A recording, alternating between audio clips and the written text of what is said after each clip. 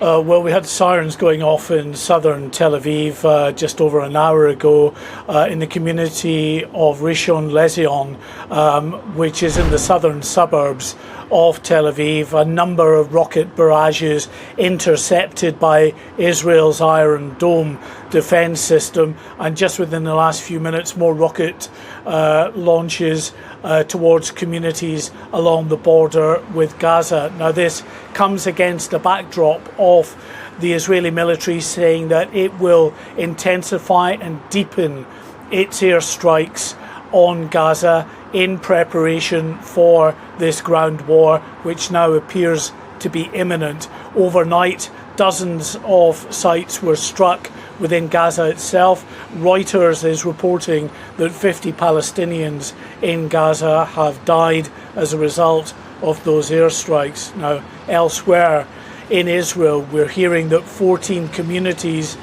on the northern border with Lebanon have been told to evacuate on the back of dozens of other communities in that area who were evacuated in recent days.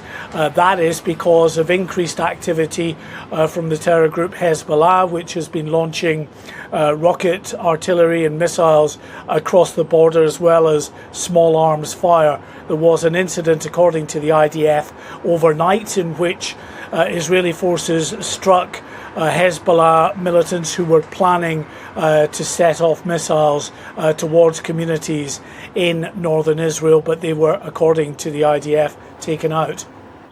And what of the aid convoys that we saw beginning yesterday crossing the Rafah border from Egypt? I mean, the United Nations is saying, that's just 20 trucks. It's nothing. It's a drop in the ocean. Is there any sign that there may be more today?